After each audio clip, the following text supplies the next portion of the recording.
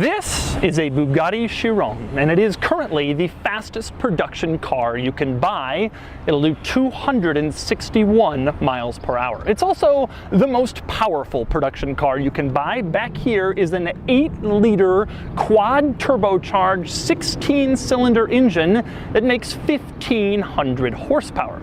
It's also the most expensive new production car you can buy. The base price of this car is just a shade under $3 million. Today, I'm going to take you on a tour of it. Now, I've borrowed this Chiron from Bugatti, who's pretty much the only people crazy enough to let me drive it. But this was organized by Grand Touring Autos. Here it had only 1,000 horsepower and it could only do 253 miles an hour, two numbers that simply had to be bested. And so there's this. The Chiron has 1,500 horsepower, which, to be clear, is 6 Honda S2000s. The base price is $2.998 million before options, which are surely plentiful and extravagant. The Chiron is also the fastest production car in the world available right now. It'll do 260 miles an hour, although it's not quite as fast as the world record edition of the Veyron, which was its predecessor. That could hit almost 270. Not that anyone will ever do that speed, of course, but you could. Anyway, today I'm going to take you on a tour of the Chiron, and I'm going to show you all of its interesting quirks and features, which are plentiful for sale on AutoTrader.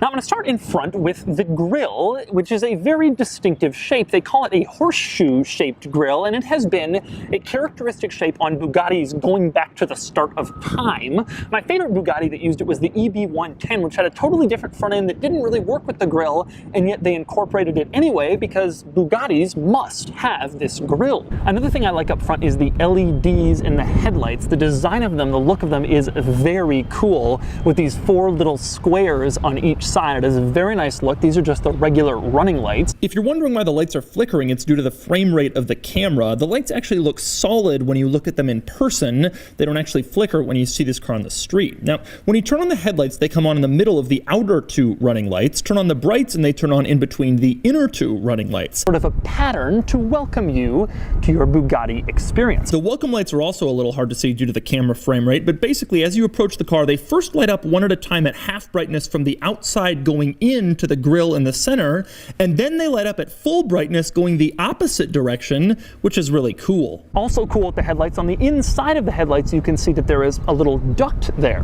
What does that duct do? Well, it cools the brakes. That's right, there is a channel from the headlights to the brakes in this car, and it keeps the brakes cool to allow them to provide maximum stopping power. Another cool channel you'll see in the front in the Chiron is down here in the bumper, and you can tell this channel doesn't really go to anything. It sort of starts in the front and ends right on the inside of the wheel arch. It turns out that's functional. That's actually designed to send air in a very specific place to minimize turbulence on the side of the car, to make it just a little bit slipperier so the car can achieve better acceleration and high speeds. Speaking of brake cooling, the front brakes in this car are 16.5 inches, which is just massive. That's a pretty good wheel size for most cars, and in this car, it's the brakes. So you can see why they would need to be cool. But back to the grille for a minute. Next I want to discuss the Bugatti emblem. Now, as you can see, the Bugatti emblem is front and center in the grille, and Bugatti says that this is the one part of the car that they made unnecessarily heavy when it didn't have to be. That's because the Bugatti emblem is made of silver. But of course it is. It really sort of drives home the luxury car point. And next up we move on to the trunk, which is up front. Now there are a couple of interesting things about the trunk, starting with the trunk lid itself. Take a look at the design of this trunk lid. It sort of looks like the Batman logo. It's a very cool piece when it's opened. It's a very nice look. Now on top of the trunk lid, you can see this car is finished in this blue carbon finish, and the Bugatti people told me it meets in the center in this perfect 45-degree angle, and they accept nothing less. That's the sort of perfection you demand when you're charging $3 million for a vehicle. Next up we move on to the trunk itself. Now opening the trunk is done just like a lot of other sports cars. You pull a little latch in the driver's footwell, that brings it to this position. Then there's a little latch under here, you pull it, and it opens right up. And there are a couple of interesting things you'll find once you get under here. The first of which is there's this big black metal divider in the trunk. Now, I asked the Bugatti people about that, and they told me that the rule is in the North American market, if your trunk is a certain uninterrupted volume, then you are required by law to put one of those interior trunk handles inside the trunk, so if someone gets stuck, or an unbroken piece of aluminum that starts all the way down here and finishes all the way back there, it is absolutely massive. One other interesting item on the side of the car, you can see that right behind the front window, behind the door, you have the fuel door. You just tap it and it opens right up, and then you can see, well, actually it isn't the fuel door at all. Instead, that's where you put in oil into the engine. The fuel door is on the other side, the exact same size and shape, and you open it the exact same way, but that one has a picture of a little gas pump on it, as opposed to the little oil lamp on the other side. Next, we move on to the back of the Chiron, where there are a couple of interesting items worth mentioning. I'm going to start with the engine itself. You can see that printed on the engine it says W16 on one side and 1500 on the other side, representative of how many horsepower this car has. Also, you can see the two Bugatti logos printed there on the engine. That's kind of a cool little touch.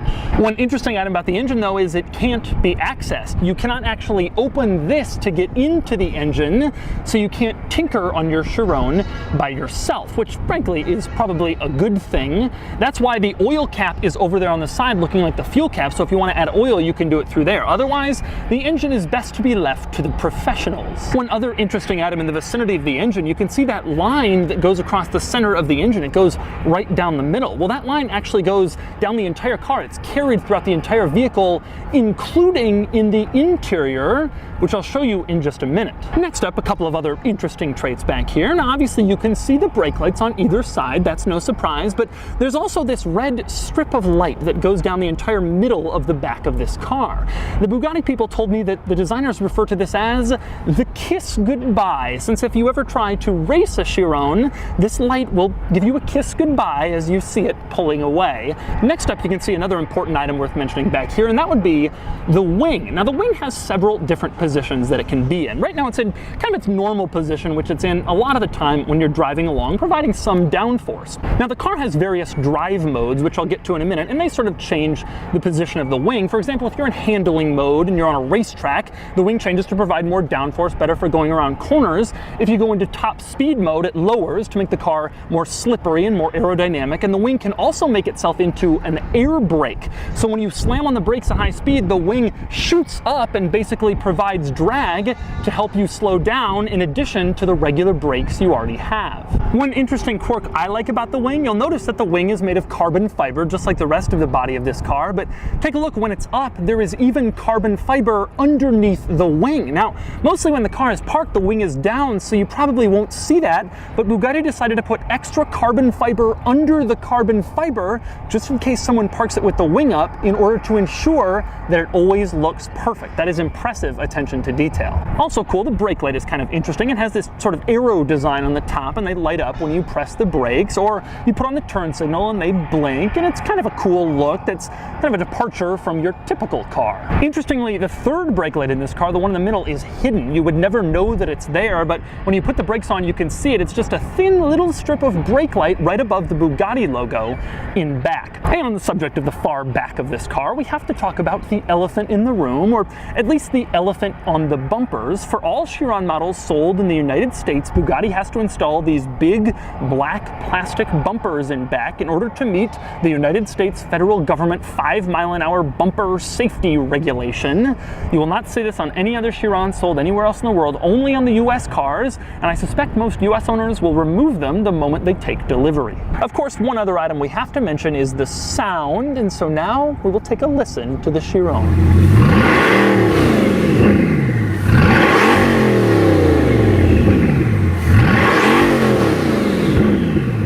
Next, we move on to the inside of the Chiron, and you start by opening the surprisingly light door. It is made of carbon fiber after all. The first thing you notice down on the floor next to the seat is a little keyhole. Well, that's where the speed key goes. If you want to go the car's full top speed, you have to actually put a key in that keyhole in order to activate the highest speed mode. So where does that key live? Well, actually, it's right next to the keyhole. It's marked Chiron, and you just take it out and you pop it open just like a regular Volkswagen or Audi folding key. You stick it in there and then you access top speed mode, which gets you up to 260. Now, interestingly, you can't just stick the key in and go 260. The car also does a check of oil, cooling, everything to make sure it's ready to go that fast, and then you're able to go the full 260. If you don't stick the key in and enter top speed mode, the highest you can get up to is 236. Now, beyond the top speed key, you might be wondering exactly what the regular key looks like in the Bugatti Chiron, and well, it looks like this. It's just a key, but it's wrapped in leather and it says Bugatti on it, and it's very nice, and it only has lock or unlock buttons on it. It's worth noting that this car has a proximity sensor, so you never really have to take the key out of your pocket, which is good because there's no little hoop for you to put this on a keychain. I guess Bugatti feels this doesn't belong with the keys to lesser vehicles. One interesting item, when you get inside the car, you don't have to take the key out of your pocket, but there is a little key storage area to the right of the steering wheel. Put the key in there, and then that's a place where you can keep it while you're driving along. Of course, when you're ready to get out of the car, you'll want to make sure to take the key out of that key storage area, lest someone come and steal your Bugatti. Now, if you look over there next to the top speed keyhole, you also find a few other items, one of which is the parking brake. You push it or pull it to turn it on or off, pretty simple. There's also the memory settings for the driver's seat. You can set various different memory positions so it goes into the position you most desire. It's not particularly unusual. Next up, moving on to the door panel over on the driver's side, it has one especially cool quirk to it, and that would be the way the window switches and the door locks sort of stick together. It's a very cool look. You got the window switches on top, you push them, pull them, roll the windows up or down, but then below that you have the lock and unlock button, and when you just sort of take them in as one whole piece, it's a very clean and cool look. Less interesting is the mirror controls, which frankly just look like regular mirror controls for a regular vehicle. You put it on L, you adjust the left mirror, you put it on R, you adjust the right mirror, you can fold in the mirrors, and you can turn on the mirror heaters. And yes, you can fold in the mirrors. Here's what it looks like when you fold in the mirrors on a Bugatti Chiron. Next up, moving further inside the interior, it's hard not to be truly amazed with just the physical materials in here, the leather, the aluminum, the carbon. Nothing is pretending to be anything else. If it looks like carbon, it is. If it looks like aluminum, it is. Everything feels and looks so nice. And when you touch everything, there's just this solid feel to everything, precisely as you'd expect from a $3 million car. But back to the quirks, one interesting item is just how many storage cubbies are inside this car. There is one storage cubby in the driver's door panel, and then a second storage cubby in the driver's door panel. Same on the passenger side, two storage cubbies in the door panel. There's one little storage area in the middle in the center console, and then there are two other